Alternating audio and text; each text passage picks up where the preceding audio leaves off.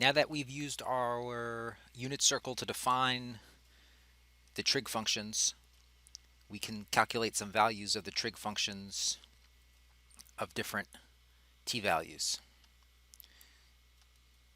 And a lot of this we've done already, actually, right? Because remember what you have to do, depending on the quadrant that the angle is in, that's going to determine whether the trig function is positive or negative, right? We had that ASTC, all students take calculus, mnemonic device that you could use to determine whether the function was positive or negative. And they give you an example telling you that, all right, well, if the the point on the unit circle is in quadrant 3, right? Quadrant 3 has both x and y coordinates negative. So that's going to determine whether the, sine, cosine, tangent, etc. are positive or negative. And there's the little table that you can use, right? Quadrant 1, they were all positive. Quadrant 2, sine and cosecant. Quadrant 3, tangent and cotangent. And quadrant 4, cosine and secant. And that was your all students take calculus. So they give you a little process to evaluate trig functions, right? So everything's going to always relate back to a first quadrant angle, which is what we had called the reference number, right, or the reference angle. So you're going to want to first determine the reference number or the reference angle of the number that they give you, of the t-value that they give you, then determine whether it's positive or negative based on the quadrant it's in, and then find the value. And the value can usually be found by thinking back to that table from the last video, right, that I had said that it's probably good to memorize, about how sine starts out at 0 and increases to 1, and cosine starts out at 1 and decreases down to 0.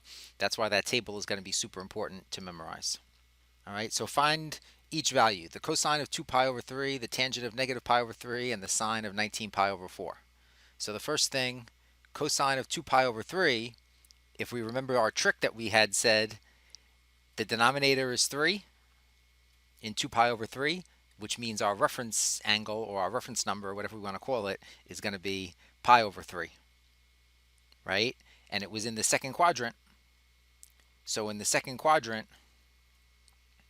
cosine is going to be negative, right? Because cosine is the x value, because in the second quadrant you have a negative, comma, a positive. So cosine is going to be negative, sine is going to be positive. So the cosine of 2 pi over 3 is going to be the negative cosine of pi over 3, right? Because this is the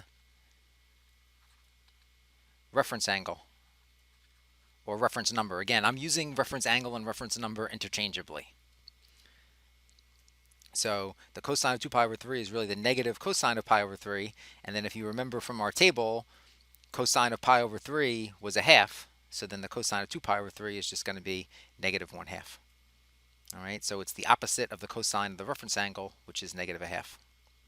And then if you do negative pi over 3, right, negative pi over 3 is actually very easy, because if you remember, it's just the opposite of positive pi over 3. So it's going to have a reference angle of pi over 3. It's just going to be in the fourth quadrant instead of the first quadrant. But again, you can still use your trick. The denominator is 3, so the reference angle is pi over 3.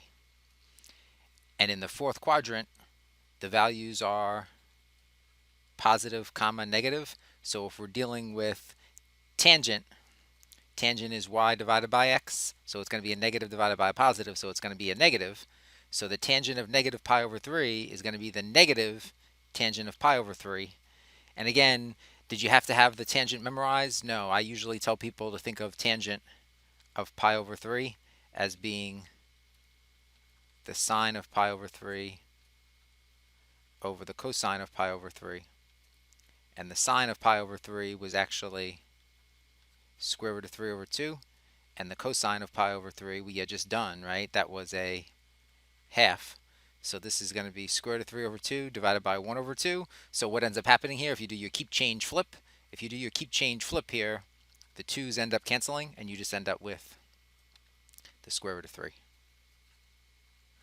So the negative tangent of pi over 3 is the negative square root of 3.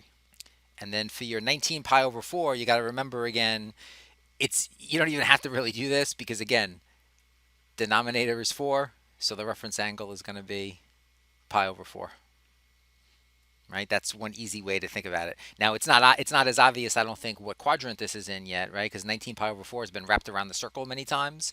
So you really want to think of 19 pi over 4 probably as, I like to do it this way. It's really 4 and 3/4 pi.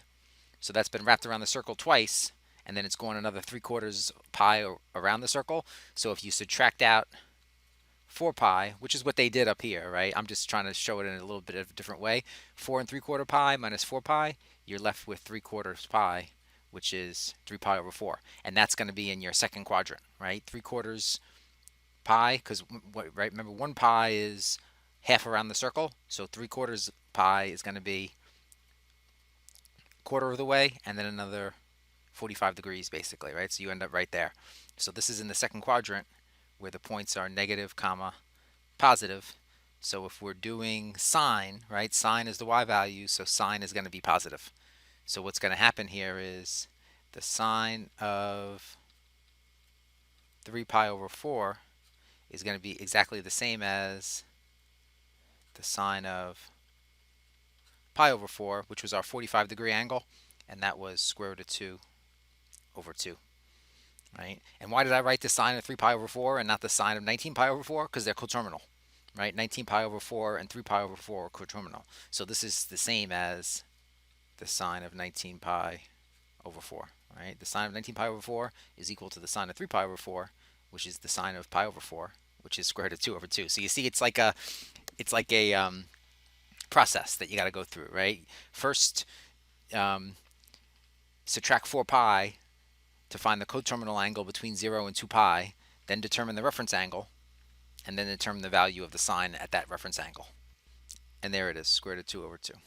Now the nice thing, of course, is our graphing calculators have these trig functions programmed into them, right? The only thing you got to keep in mind is when we're dealing with unit circle, we're always thinking in terms of radians, right, and not degrees. So you got to make sure if you use your graphing calculator to evaluate the trig functions, make sure it's in the radian mode.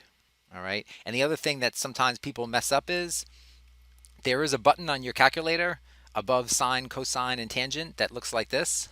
It's the second function, the inverse sine, the inverse cosine, and the inverse tangent. These are not what you use to evaluate cosecant, secant, and tangent, right? Those are going to be the inverse functions, which we'll get into at a later time.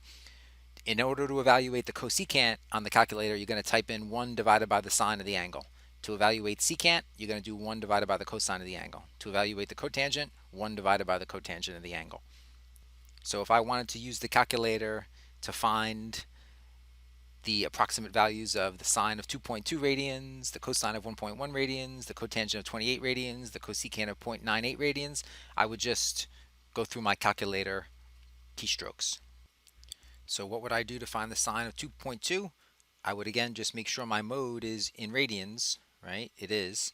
Then I would just punch in sine 2.2 and I get my 0.8085 approximately, or 0.808496. They're going to 6 decimal places. And if I want the cosine of 1.1, punch it in.